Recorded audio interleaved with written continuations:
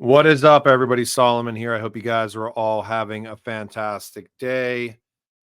We have a lot of major news that just came out that we're going to be diving into here. First and foremost, Hedera essentially contributing, donating, whatever term you want to use, the entire code base of the Hedera network into the Linux Foundation's newly formed decentralized trust, essentially becoming Project Hyro, which you will kind of hear about here in just a second. But uh, you know, there's a lot of entities involved in this. So this Linux Foundation decentralized trust just got announced today. The four founding premier members of the decentralized trust are Hedera, DTCC, which is the Depository Trust and Clearing Corporation. So as we've talked about before on this channel, global derivatives, Accenture, we've also talked about on this channel, deal in a lot of different things, obviously, but systems integrations for the banking industry and all sorts of stuff there. I'm sure a lot of people remember back in the day talking about RippleNet and stuff like that, as well as Hitachi. That's one announcement. The other announcement is this Markets and Crypto Assets Crypto Alliance, so MiCA. Obviously, we know out of Europe. That essentially is Ripple, Hedera, and Aptos as the founding members. So that being said, I'm going to hop right in. I know it's been a while since I've made a video, but might as well get started here. First and foremost, just kind of looking out across the markets. I think I probably speak for everybody that it's still a little bit shocking as far as where we're at right now. I mean, if you would have asked me in 2021 or 2018 if I thought that we'd be sitting under a $3 trillion market cap, $2 trillion market cap, whatever it's at right now, I would have said there's no way we're going to be at $5 or $7 or $9 trillion, something like that. And yet here we are. But I think announcements, without getting into like price or whatever of individual assets, like I think when you start to see like all of these entities from the traditional standpoint making, actually having real world adoption initiatives, interoperating with these digital assets or these platforms or whatever. I mean, we're seeing that on a daily or a weekly basis now. In 2024, where in 2018 or 2021, I mean, almost any of these initiatives that we're seeing now would have been like entire annual news cycles for blockchain and digital assets. And now we're seeing this stuff daily, weekly. So it is what it is. It's a grind, and it'll be interesting to see where this space goes. But initiatives like we're about to get into here certainly showcase some of the powers that be, traditionally alongside some of the innovators out there and the blockchain networks out there that are taking part in some of these initiatives, especially like open source initiatives, really opening up the development of these technologies. So Hedera contributing the entire code base to Linux Foundation's decentralized trust. This is becoming Project Hyro, which you'll see here in a second. As a founding premier member, Hedera joins DTCC, Accenture, and Hitachi. Now, essentially, in some layman's terms here, the source code governance of the Hedera network code base has transitioned and shifts into the Linux Foundation under this Project Hyro. The network governance, the operational governance remains with the Hedera Council for the Hedera network. Genfinity had the opportunity to have a press release out on this morning. Hedera taking decentralization to new heights as founding premier member of Linux Foundation's decentralized trust. Not going to read through the whole thing here. You can check it out on genfinity.io. But this is all the GitHub repositories, all the tooling. When I say migrating the code base over into Linux Foundation under Project Hyro, I mean migrating the code base, the entirety of the code base into the Linux Foundation, open sourcing. It's already been open sourced, but even further open sourcing it from a governance standpoint. No one entity governing the code base of the Hedera network now. It all is transitioning into the Linux Foundation's decentralized trust under Project Hyro. So yeah, this is a huge announcement. Shout out to Charles Adkins, president of Hedera, now serving as a governing board member of the Linux Foundation's decentralized trust, and ensuring that the goals of Hedera are also in collaboration and in alignment with the broader ecosystem within this decentralized trust within Linux Foundation. To check out Project Hiero, go to hiero.org. You can check out the roadmap. You can look at which parts are open source. It's 100% open source. The transition of the project to the Linux Foundation is still ongoing. You can look at the remaining GitHub repositories, everything else. A technical steering committee is being put in place, providing oversight to include projects that are needed to run an enterprise-ready decentralized network to a new Hiero GitHub organization. GitHub is where obviously a lot of, all the developers keep their code repositories. Some are private, some are public, all that stuff. More information about the transition project process found in the roadmap. You can see the steering committee here. You can see the roadmap in the Linux Foundation Decentralized Trust, transition of software development kits. I mean, like I said, it's the whole shebang. Linux Foundation putting out an kind of a broader article here. This decentralized trust launched with 17 projects and 100 plus founding members. Now, the next couple minutes here, I'll present to you some scope. So this decentralized trust that was just formulated today includes the complete Hyperledger landscape. So I'm sure you guys have heard of Hyperledger before. Massive contributions across the entire world. The complete Hyperledger landscape is now included into this decentralized trust. Trust over IP community included into this decentralized trust. The complete Hedera code base is being migrated into this decentralized trust. And it says additional technologies and ecosystems. Now we get into members. Leaders in decentralized technologies. Go to lfdecentralizedtrust.org. Our members are at the forefront of reshaping markets and transforming industries, ensuring the resilience, security, and longevity of critical systems for a digital-first economy. The premier founding members within this, like we mentioned, are Accenture, DTCC, or the Depository Trust and Clearing Corporation, Hedera, and Hitachi. You can see all the other members down here below. And they're big entities from the traditional standpoint and from the Web3 and blockchain standpoint. So I'll maybe go from the top row and name some that stick out to me. American Express sticks out to me. The Central Bank of Brazil, Casper. You've got Chainlink.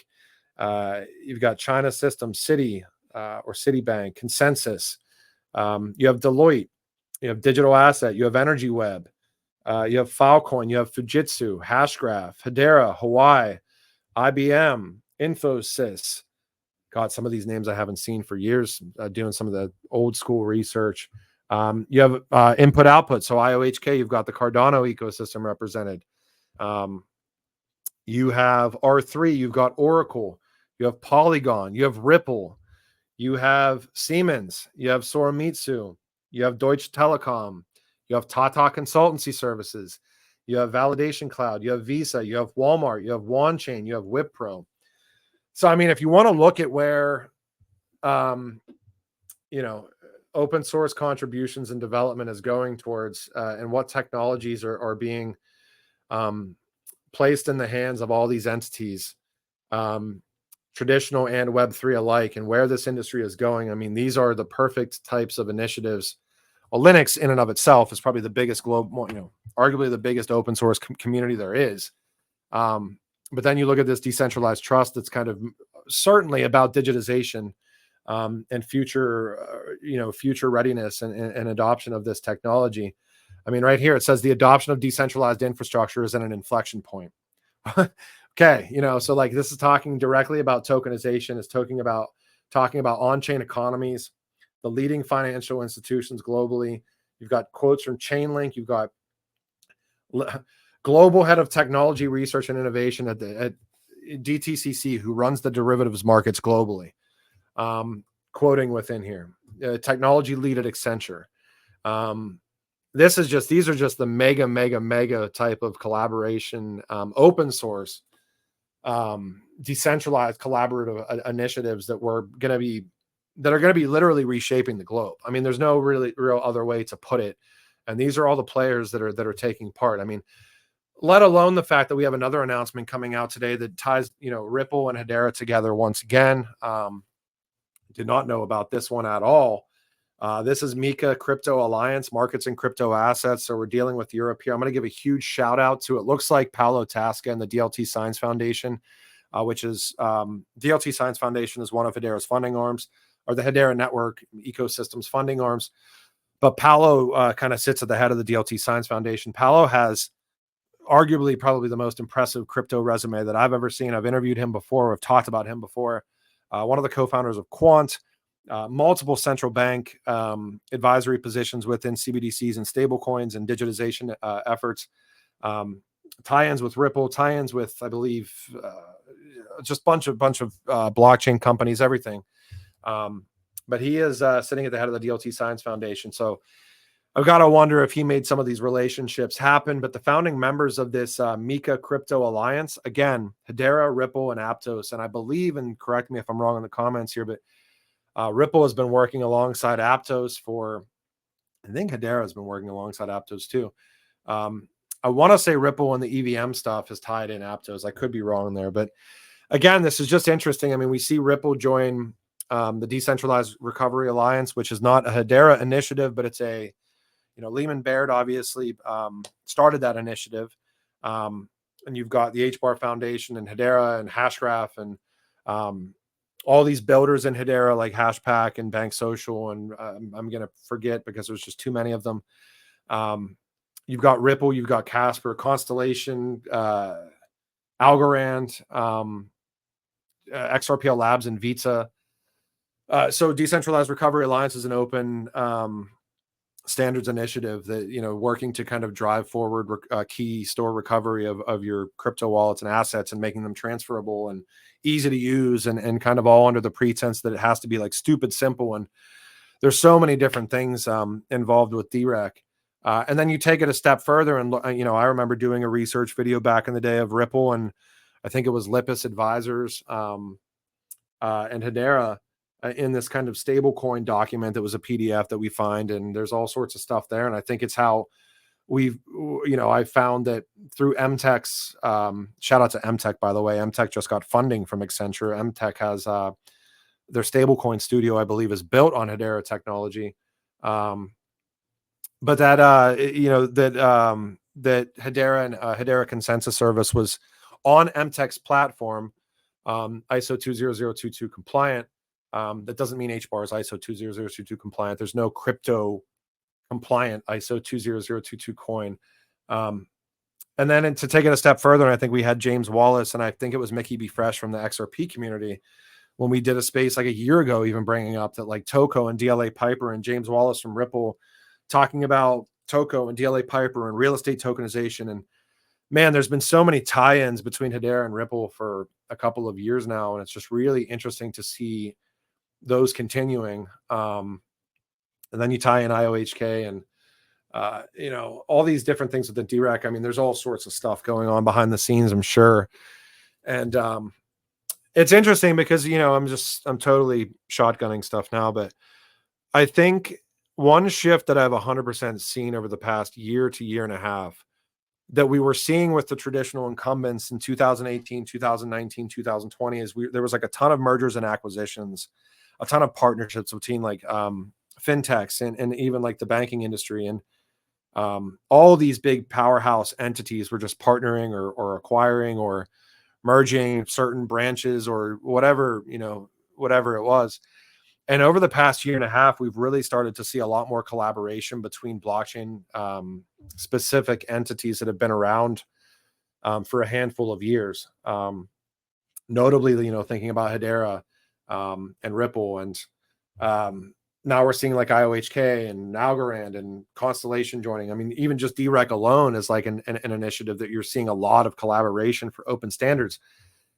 That to me is interesting. That trend I don't expect to stop at all. It just totally makes sense.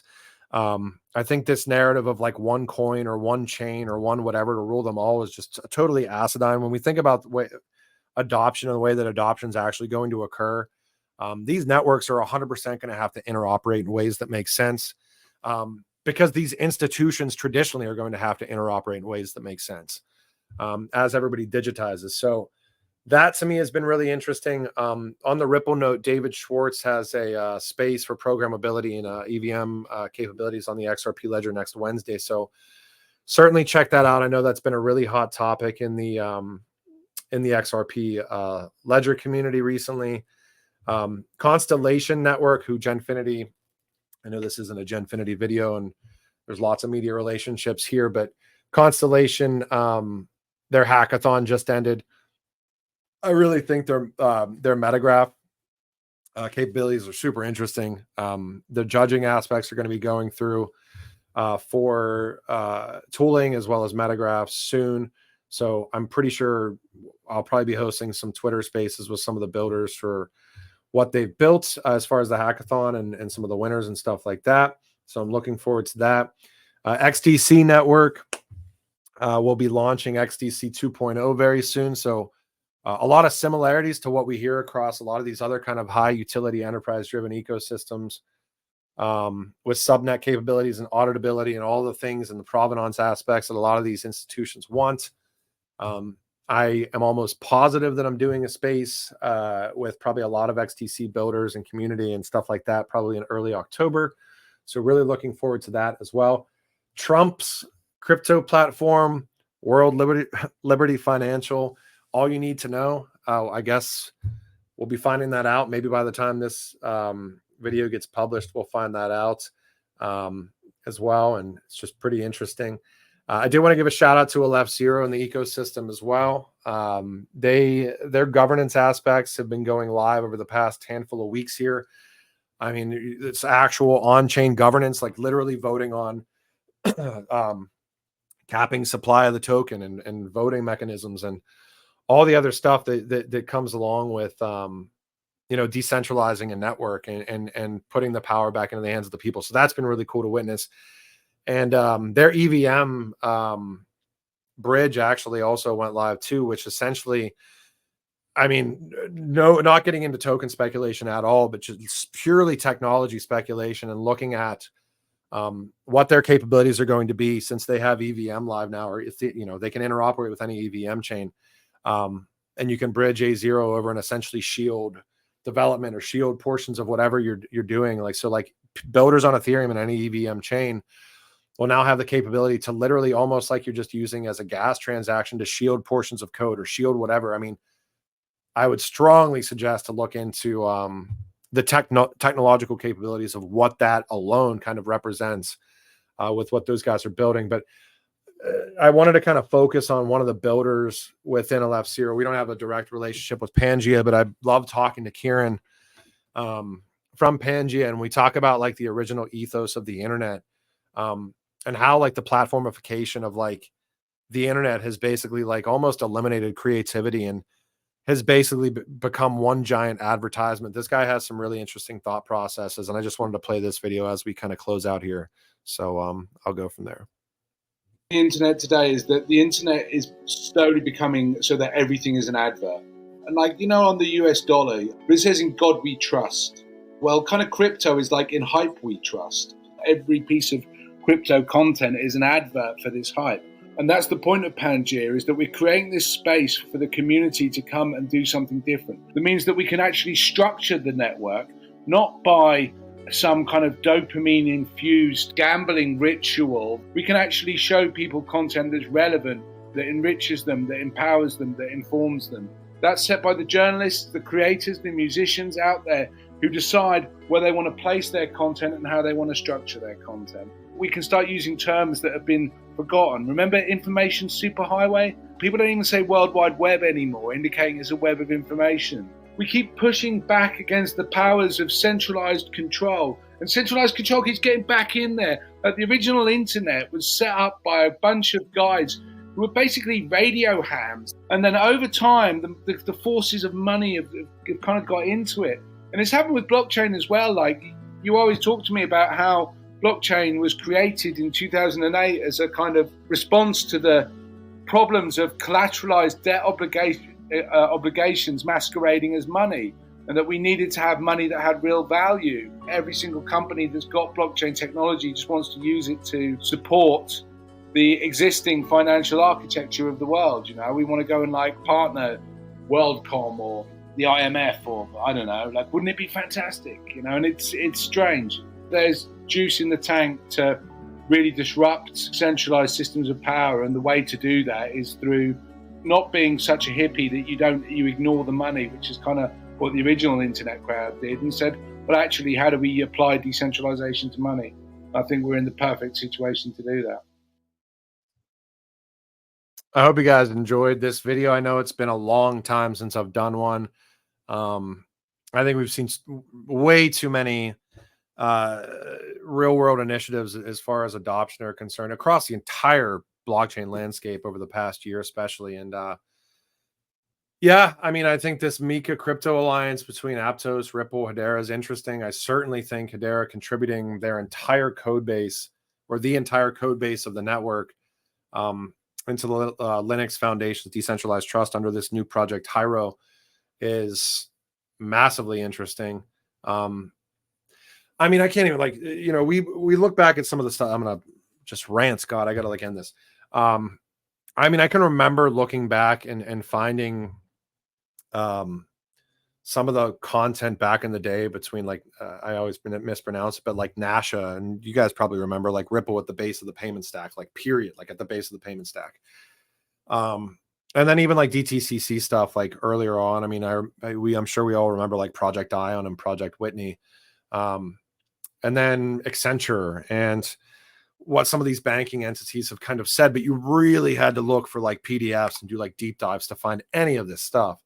And then it almost went dry for a year and a half, 2 years. And I mean, God, I mean, earlier this year, the regulated liability network and quants and that being announced is a massive, massive, massive announcement for real world adoption, tokenization of funds across the board. And I don't know, it's just really interesting. And,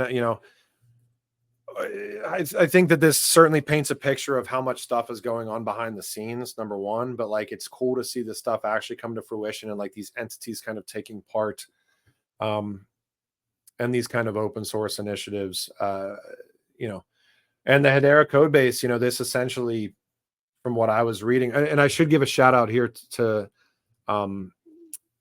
actually, let me share this real quick for any of you guys that are kind of still here. But if you want to figure out who's what this information means, I mean, Richard Bear, so of Hashgraph, so one of the developers, I mean, they're going to give you kind of the best idea. Linux Foundation is the most widely successful open source foundation by joining them, part of a broader ecosystem. I mean, yeah, I mean, the world's changing. It's just, I think for us, sometimes it's changing a little bit slower than we'd like to see. And cool to see these initiatives. And I hope you guys enjoyed this video. I'll talk to you when I talk to you. I could keep going, but I'll just keep rambling. So I'll let you guys go later.